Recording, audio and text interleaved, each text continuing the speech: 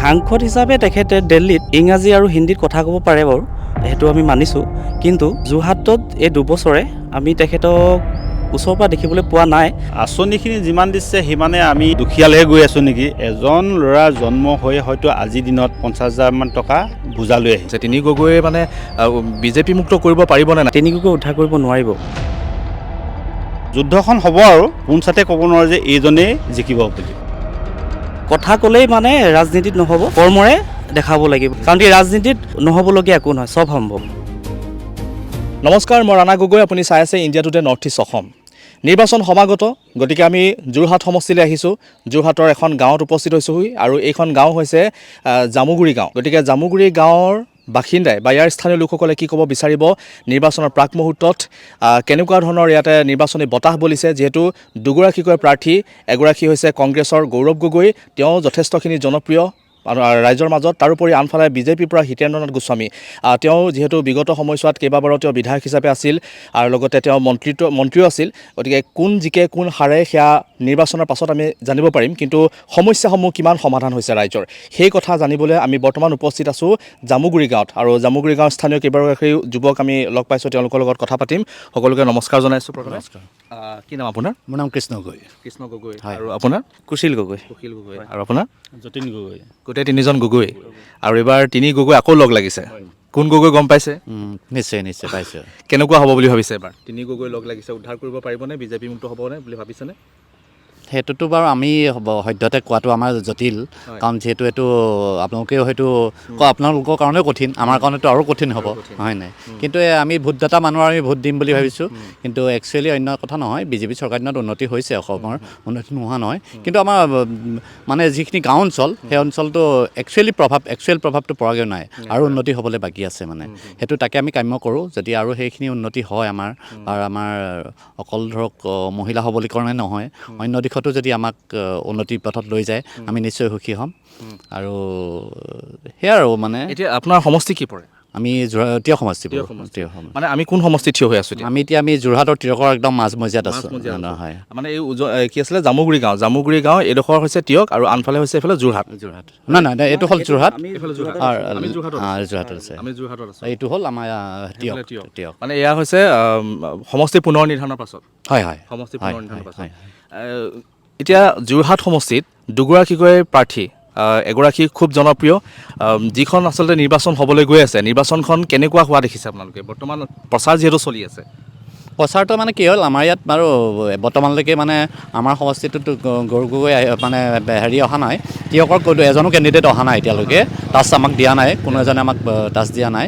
যদি আগন্তুক দিনত আমাক যোগাযোগ কৰক, আমিও বিবেচনা কৰোঁ, ৰাইজেও বিবেচনা কৰিব।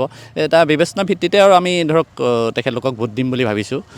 যিসকলে মানে আমাৰ কথা নিশ্চয় যিসকলে ভাবিব, তেওঁলোকক আমি নিশ্চয় তেওঁলোকৰ ফৰাই আমি থাকিম বুলি ভাবিছোঁ। আৰু মানে তিয়ক সমষ্টিৰ পৰা কোনে কোনে প্ৰতিদ্বন্দ্বিতা আগবঢ়াইছে জানে? বিকাশ শইকীয়া আৰু পল্লৱী শইকীয়া গগৈ, কংগ্ৰেছৰ পল্লৱী শইকীয়া গগৈ, মানে আমাৰ AGP হ'ল বিকাশ শইকীয়া। কেনেকুৱা প্ৰাৰ্থী কেইগৰাকী? কেনেকুৱা প্ৰাৰ্থীগৰাকী? আচলতে আমিতো কালিলৈকে যোৰহাট সমষ্টি আছিলোঁ, আমি তেখেতলোকক আমি নতুনকৈ পাম মানে। গতিকে তেওঁলোকৰ পিছত তেওঁলোকৰ বিষয়ে আমি ইমান অভিজ্ঞ হোৱা নাই, অনভিজ্ঞ হৈ আছোঁ। আপোনালোকৰ ওচৰলৈ আহিছে নাই? গাঁৱলৈ আহিছে নাই? নাই, বৰ্তমানলৈকে অহা নাই। এজনো কেণ্ডিডেট অহা নাই। এজনো কেণ্ডিডেট অহা নাই মানে। পিছলৈ বিকাশ শইকীয়া আহিছিলে বুলি শুনিছোঁ, কিন্তু বৰ্তমানলৈকে আমাৰ অঞ্চলত অহা নাই, আমাৰ এইকণলৈ অহা নাই মানে। আপোনালোকৰ গাঁওখনৰ কি সমস্যা কি আছে? সমস্যা মানে বিশেষকৈ সমস্যাটো গোটেই সমস্যাই ভাৰকান্ত। আমাৰ গাঁওখনটো আমাৰ বিশেষকৈ যিখিনি শাখা পথ আছে, শাখা পথখিনি হোৱা নাই। যিখিনি আমাৰ মানে মূল পথৰ পৰা ওলাই গৈ শাখা পথ আছে, সেইবিলাক বোকা পানী ভৰপূৰ হৈ আছে। সেইখিনি যদি হয়, তেতিয়া ৰাইজৰ উন্নতি হ'ব। আৰু আমাৰ যিখিনি ৰাজহুৱা অনুষ্ঠান, সেইখিনিও আমাৰ বিশেষ উন্নতি হোৱা নাই। সেই ৰাজহুৱা অনুষ্ঠান, আমি গাঁও অঞ্চলৰ মানুহ বিশেষকৈ সেইকেইটা কথাই আমি বিশেষকৈ গুৰুত্ব দিম, বাট পথ আৰু ৰাজহুৱা অনুষ্ঠান। বাকী কিন্তু শিক্ষা জগত সেইটোতো বেলেগ এটা বস্তুৱেই, শিক্ষা দিশটো বেলেগ এটা বস্তুৱেই, কিন্তু আমি বিশেষকৈ বাট পথত আমি গুৰুত্ব দি আছোঁ। বহু আমাৰ শাখা পথ আছে, সেইখিনি উন্নতি হোৱা নাই। সেইটো পঞ্চায়ত লেভেলত দেই, পঞ্চায়ত লেভেলত। আপোনাৰ নামটো কুশল গগৈ? হয়, মোৰ যোৰহাট সমষ্টি। কেনেকুৱা দেখিছে পৰিৱেশ? গৌৰৱ গগৈ খুব জনপ্ৰিয়, আনফালে হিতেন্দ্ৰনাথ গোস্বামী আছে বিজেপি। যুঁজখন কিন্তু খুব এটা, অৰ্থাৎ মানুহে খুব মানে আগ্ৰহ হৈ পৰিছে, কোন জিকিব? মই প্ৰথমতে কৈ ল'ব লাগিব যে অসমৰ ৰাজনীতিত বৰ্তমান যোৰহাট সমষ্টিটো এটা ৰাজনীতিৰ প্ৰাণকেন্দ্ৰ হৈ উঠিছে। কাৰণ কি, এজন বিৰোধী দলৰ সভাপতি গৌৰৱ গগৈ ডাঙৰীয়া আন অন্যহাতে যোৰহাটৰ এজন 5 বাৰৰ বিধায়ক তথা মন্ত্ৰীও আছিল আৰু লগতে এজন অধ্যক্ষও আছিলে। গতিকে এজন সৎ আৰু সাহসী মানুহ মানে ব্যক্তি আমাৰ যোৰহাটৰ পৰা হিতেন্দ্ৰ নাথ গোস্বামী এবাৰ প্ৰতিনিধিত্ব কৰিছে বিজেপিৰ ফালৰ পৰা। গতিকে বৰ্তমান মোৰ যিটো অভিজ্ঞতাৰ ফালৰ পৰা যোৰহাটখন 2014 চনৰ পৰা বহুত উন্নতি হৈছে। যিবিলাক এতিয়া ৰাস্তা হওক, দলং হওক, ফ্লাইঅভাৰ, অভাৰব্ৰিজ, বহুত সমস্যাৰ পৰা আমি বৰ্তমান এতিয়া হাত সাৰিছোঁ। লাহে লাহে হ'বলৈ উন্নতি হ'ব ধৰিছে। স্কুলৰ পৰা আদি কৰি কলেজ আৰু মহিলাসকলৰ সবলীকৰণৰ যিটো গুৰুত্ব দিছে বৰ্তমান চৰকাৰে, গতিকে এইবিলাক সকলোবিলাক চালি জাৰি চাবলৈ চাই যোৰহাটত এইবাৰ হিতেন্দ্ৰ নাথ গোস্বামী দেৱে জয়যুক্ত কৰিব বুলি আমি ধাৰণা কৰিছোঁ। হয়। গতিকে গৌৰৱ গগৈৰ ক্ষেত্ৰত কি ক'ব? গৌৰৱ গগৈ সাংসদ হিচাপে তেওঁ কি সাংসদ হিচাপে তেখেতে দিল্লীত ইংৰাজী আৰু হিন্দীত কথা ক'ব পাৰে বাৰু, সেইটো আমি মানিছোঁ। কিন্তু যোৰহাটত এই 2 বছৰে আমি তেখেতক ওচৰৰ পৰা দেখিবলৈ পোৱা নাই আৰু লগতে এনেকুৱা এটা আমি কামো দেখা নাই যে তেখেতৰ দেখিবলগীয়া যিটো চকুত লগা মানুহৰ যোৰহাটৰ ৰাইজৰ চকুত লগাকৈ এটা কাম আমি দেখিবলৈ পোৱা নাই। কথা ক'লেই মানে ৰাজনীতিত নহ'ব, কৰ্মৰে দেখাব লাগিব। তিনি গগৈ যিহেতু লগ লাগিছে, তিনি গগৈয়ে মানে বিজেপি মুক্ত কৰিব পাৰিবনে নাই? তেওঁলোকে যে কৈ আছে যে আমি বিজেপি মুক্ত কৰিবলৈ বিচাৰিছোঁ আমি উজনি অসম, গতিকে তেওঁলোকে পাৰিব বুলি আপুনি ভাবেনে? মই নাভাবোঁ, কাৰণ তিনি গগৈ এতিয়া আমি ছ'চিয়েল মিডিয়াটো খুব সমগ্ৰ ভাৰত বা অসমতে খুব ষ্ট্ৰং। গতিকে আমি যিবিলাক নিউজবিলাক চাবলৈ পাইছোঁ আৰু সমষ্টিৰ যিবিলাক আমাৰ কথা বতৰা হৈ থাকে কিছুমান মানুহৰ লগত, গতিকে সেইবিলাকলৈ চাই তিনি গগৈ উদ্ধাৰ কৰিব নোৱাৰিব। তিনি গগৈৰ মানে মত বিৰোধ হওক বা তেওঁলোকৰ যিবিলাক আদৰ্শ, বিশেষকৈ অসমৰ তেওঁলোকৰ আদৰ্শটো খুব নিম্নগামৰ। কাৰণ কি যিবিলাকৰ সমস্যা, প্ৰধান সমস্যাৰ ওপৰত মাত মাতিব লাগে, সেইবিলাকত নামাতি কিছুমান মানুহৰ মানে অলাগতিয়াল কথাবিলাকত খুব বিতৰ্ক কৰি থাকে। গতিকে মানুহে অলৰেডি বুজি পাইছে। হিমন্ত বিশ্ব শৰ্মা অলাগতিয়াল কথা নকয় নেকি? তেওঁতো কয় বুলি কয় মানুহে। কয়, তেখেতে কেতিয়াবা হয়তো ক'ব পাৰে, কিছুমান পাকত পৰি ক'ব পাৰে, কিন্তু সিমান তেখেতে যিটো কৰ্মৰ উদ্যম সেইটোলৈ চাই সেই 2টা কথা এইটো সাধাৰণ। ৰাজনীতিত সেইবিলাক চলি যায়, কাৰণ কি ৰাজনীতিত নহ'বলগীয়া একো নহয়, চব সম্ভৱ। এইবাৰ এইবিলাক যি আঁচনিবিলাক উলিয়াইছে, অৰুণোদয় হওক বা উদ্যমিতা আঁচনি হওক, গতিকে এই আঁচনিসমূহে ভোটাৰৰ ক্ষেত্ৰত অৰ্থাৎ ভোট অৰ্জন কৰাৰ ক্ষেত্ৰত কিমান সহায় হ'ব বুলি ভাবে? এইবিলাক ভাল হৈছে নে বেয়া হৈছে নে আপোনাৰ মতে কি?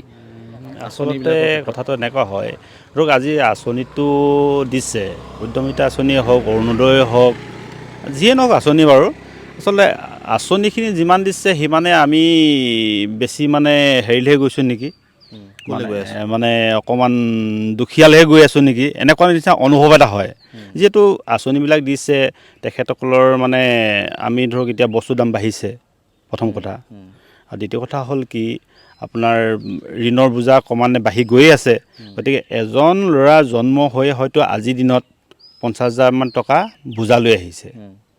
গতিকে সেইটো কাৰণে আচলতে মই আঁচনিখিনি দিলেই যে কিবা এটা উন্নতি হৈছে বুলি ক'ব নোৱাৰোঁ। মানে হয়তো নিৰ্দিষ্ট কিছুমানে আজি ধৰক কোনোবাই একেবাৰে দৰিদ্ৰ পৰিয়ালত 1200 টকা পাইছে বা 3000 বা 5000 টকা পাইছে, সেই খন্তেক সময়ৰ কাৰণে তেখেতে সকাহ এটা পাইছে, কিন্তু তেখেতৰ বোজাটো আকৌ বাঢ়ি গৈ আছে নহয়। গতিকে মই আঁচনিখিনিয়ে সিমান উপকৃত কৰিছে বুলি মই নাভাবোঁ। কিন্তু সেই হিচাপে মই ভাবোঁ এইবাৰ মানে যুদ্ধখন হ'ব আৰু যুদ্ধখন হ'ব, কিন্তু পোনচাতে ক'ব নোৱাৰোঁ যে এইজনেই জিকিব বুলি।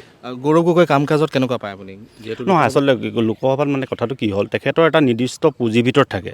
যিহেতু তেখেত এজন বিৰোধী দলপতি আৰু আপোনাৰ লোকসভাত হ'ল আপোনাৰ চেণ্ট্ৰেলত বিজেপি চৰকাৰ, ইয়াতো হ'ল আপোনাৰ বিজেপি চৰকাৰ। গতিকে তেখেতে এটা নিৰ্দিষ্ট সীমাৰ ভিতৰত থাকিব লাগে। সেইটো কাৰণে আচলতে তেখেতৰ পুঁজিবিলাক ক'ত ব্যৱহাৰ কৰিছে আমি সেইটো আমাৰ চকুত নপৰে।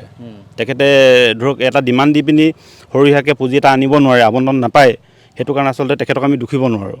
সেই হিচাপে আচলতে যি কৰিছে চাগে আমাৰ চকুত ধৰা পৰা নাই। আপোনাৰ সমষ্টি কি পৰে? তিয়ক সমষ্টি। কি কি সমস্যা কি কি আছে? সমস্যা ওপৰতে তেখেতে কৈ গ'ল, আগত কৈ। আপোনাৰ মতে কি কি সমস্যা দেখিছে? সমস্যা মানে আমাৰ ৰাস্তা ঘাটৰ সমস্যা আছে, পানী আছে। ৰাস্তা ঘাটৰ ৰাস্তা ঘাট একচুৱেলি মানে কি হ'ল, আমাৰ এইডোখৰ এতিয়া বৰ্তমান যোৰহাটত পৰে।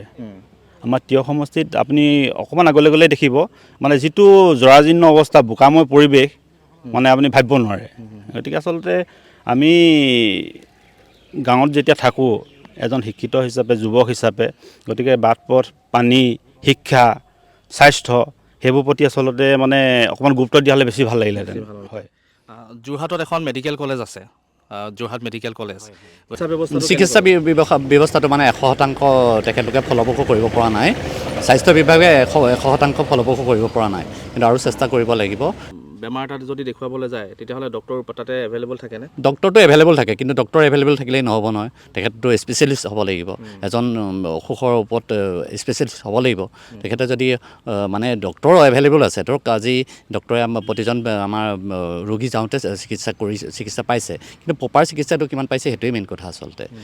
এজন যুৱ প্ৰজন্ম হিচাপে সুধিছোঁ, আপুনি এগৰাকী যুৱক, গতিকে এই যিবিলাক যে আঁচনি উলিয়াই আছে, আঁচনিবিলাকে কিমান উপকৃত কৰিছে বুলি ভাবে? লাভান্বিত হৈছে নে কি বুলি ভাবে আপুনি? আঁচনিবিলাকে লাভান্বিতইটো কৰিব। চৰকাৰে আঁচনিবিলাক লাভান্বিতৰ কাৰণে উলিয়ায়, কাৰণ কি অকল বিজেপি চৰকাৰে যে আঁচনি উলিয়াইছে সেইটো নহয়, কংগ্ৰেছ চৰকাৰ থাকোঁতেও আঁচনিবিলাক আছিলে। গতিকে আঁচনিবিলাক সলনি হৈছে, কিন্তু আঁচনিটো আছিলে। আঁচনিটো চব চৰকাৰে সেইটো লাগু কৰিবই লাগিব। কাৰণ কি আঁচনিবিলাক হোৱাৰ পৰা কিছুমান এতিয়া মহিলা অৰুণোদয় আঁচনি আছক, অৰুণোদয় আঁচনিয়ে 1250 টকাটো এগৰাকী মহিলাই এটা সময়ত 100-200 টকাৰ কাৰণে কিবা এটা দোকানৰ পৰা এটা বিস্কুট পেকেট আনিবৰ কাৰণে হাজবেণ্ডৰ ওপৰত ভৰসা কৰিব লগা হৈছিলে। কাৰণ এতিয়া 1200 টকাত এনেকুৱা এটা আমি পৰিয়াল আমাৰ গাঁৱতো আছে বা আমি দেখিছোঁ যে 1200 টকাত 1250 টকাত বা অনুদানটোৱে এটা পৰিয়াল পোহপাত দিয়াত মানুহজনক বহুত সহায় কৰিছে। 1200 টকা সেই মানুহজনৰ কাৰণে এগৰাকী বা এজনৰ দুখীয়া মানুহৰ কাৰণে বহুত পইচা। তেওঁলোক খাটি খোৱা মানুহৰ কাৰণে মানে সেইটোতো এটা বহুত বৃহৎ অনুদান। ধন্যবাদ। আৰু এয়া আছিলে যোৰহাট সমষ্টিৰ লগতে তিয়ক সমষ্টি সীমাত। যোৰহাট সমষ্টি আগতে আছিলে ইয়াতে, গতিকে সমষ্টি পুনৰ নিৰ্ধাৰণৰ পাছতে দেখা পোৱা গৈছে যে ইয়াতে তিয়ক সমষ্টিও অন্তৰ্ভুক্ত হৈছে। গতিকে তেওঁলোকৰ লগত কথা পাতি গম পালোঁ ইয়াৰ সমস্যা, গতিকে কেনেকুৱা ধৰণৰ কি আচলতে এই গাঁওখনৰ লোকসকলে পাইছে, নোপোৱাৰ হিচাপ তেওঁলোকে দিছে। গতিকে চৰকাৰখনৰ বিষয়ে তেওঁলোকৰ কিছু ক'বলগীয়া আছিল, তেওঁলোকে ক'লে নিজৰ মতামত।